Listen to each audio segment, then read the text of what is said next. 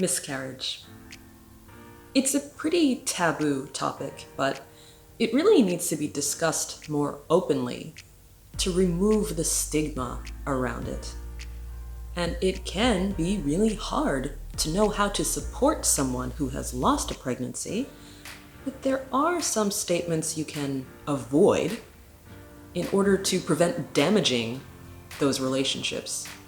So let's go over 5 examples.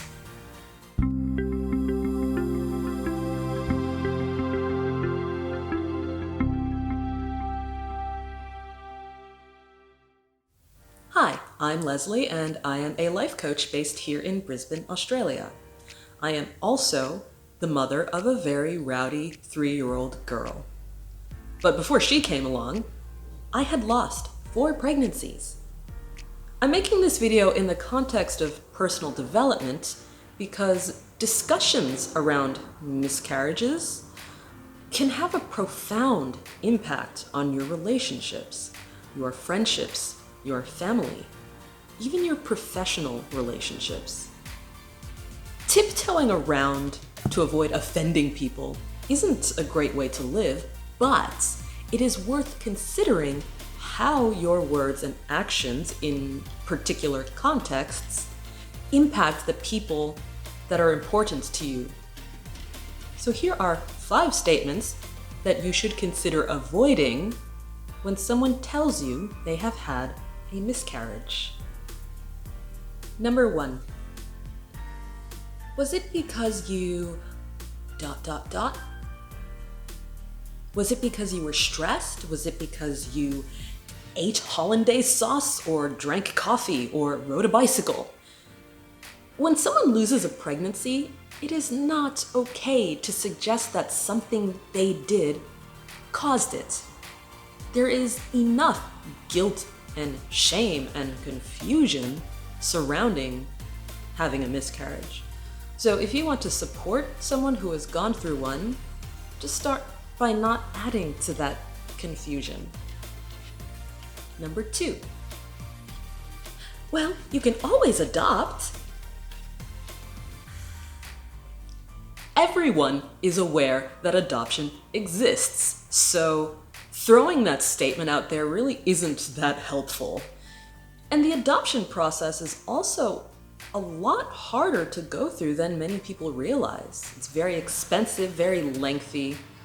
One thing that bothers me about this statement is also that it adds to this belief that adoption is just a last-ditch effort to have a family for people who can't have biological children. The reasons people adopt are much more complex than that.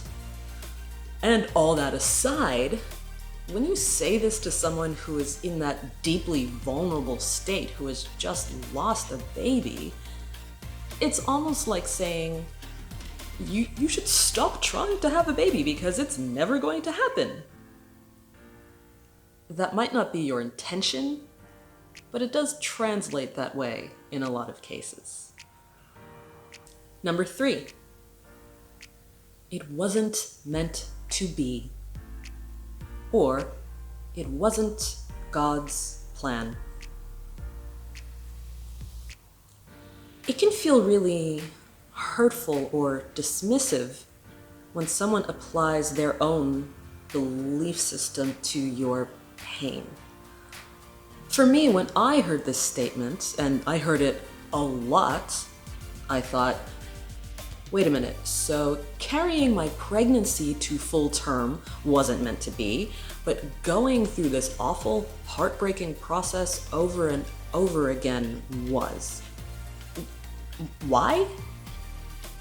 But that's really also not the moment to, it's not an ideal moment to have a religious or philosophical debate. Number 4.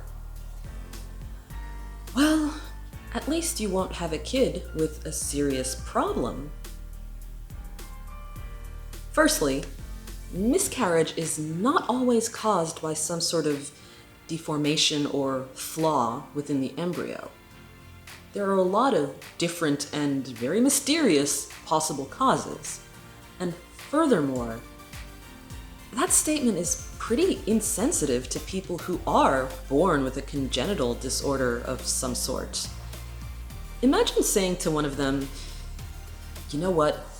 Your family would have been better off if you hadn't been born." Or saying to their parents, "You would have been much better off if your special needs child didn't exist." It sounds horrible in that context, right? So if you are having those kinds of thoughts, maybe keep them to yourself. Number 5. Next time you should try ... Try this supplement or medication, or ask the universe more clearly so it knows what you want. So it's not my fault, but I should just do everything differently next time. With this kind of statement, the source is also very important. If you're saying this as someone who has experienced multiple miscarriages yourself, you're kind of part of the club, so it might be taken as just general strategizing. But if you haven't gone through it personally, or you're just recounting the experience of a friend or a relative who tried something, or you read about something in a blog, it kind of erases the experience of the miscarriage sufferer that is sitting before you in that moment, especially if you're just bombarding them with suggestions that they may take as blame. The reason you lost your baby was because you weren't using this essential oil, which I just happened to sell. And so on, and so on. Now, you might be thinking, well, Leslie, if I can't say these things, what should I say to someone who has had a miscarriage? You know what I think you should say? Almost nothing in some cases. To really understand what kind of support is needed by that person in that moment, stop talking and listen. Hold space for them to express themselves however they need to. Recognize that their pain is unique to them and not to be oversimplified. So take your cues from them.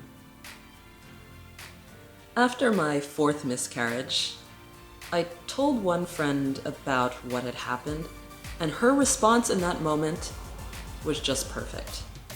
All she said was, "Shit. How are you feeling?" She didn't tell me how to feel. She didn't put me in a position where I had to make her feel better about it either. She just stopped and listened. It didn't take away the pain of the loss, but it made it more bearable, and it didn't add to the chaos and confusion that was impacting my relationship with the entire universe. Every person's experience of miscarriage is very different. Some people respond to a loss in a very pragmatic way. Some get very, very emotional. Some mark the occasion with some sort of a ceremony that they repeat yearly. So this is also why it's so important to not just react when someone tells you that they've experienced the loss of a baby. It doesn't matter if they weren't very far along, or maybe they already have kids, or maybe they didn't really want a baby in the first place, but now they're feeling upset over the loss of a surprise pregnancy. There's really no way to know what they are feeling unless you ask them, unless they are allowed to speak. So being there as an active listener for your friend, your colleague, whoever it might be, is really the key to supporting someone who has gone through a miscarriage. And also, it's important to remember that the partners in this situation also have their own unique experience of it. With each miscarriage, it's not just the death of a baby or an embryo, or, a bundle of cells, as some people might call it. It's also the death of a dream. When you experience a miscarriage, it can really send you spiraling through feelings of self-doubt, feelings of failure, feelings of anxiety, all kinds of things. After my 4 miscarriages, I did go on to carry my daughter to full term, but even that experience was not easy. It was just 39 and a half weeks of crippling anxiety in some cases. But I've spoken a bit about that in some other videos. If you or someone you know has suffered from 1 or more miscarriages and you are struggling to navigate through the chaos it may be causing for your self-belief or your relationships, please get in touch. We can have a chat, or if you are looking for more formal support, go to my website, leslievcoaching.com, and book in a free coaching consultation with me. If you are in Brisbane, we can meet here at the studio, or if you are in some other exciting part of the world, we can jump on Zoom or Skype if you prefer, and communicate that way. Also, remember to give this video a big thumbs up, and please subscribe to my channel for more content relating to personal development, relationships, and navigating major life decisions. All right, have an awesome week, and I'll see you next time.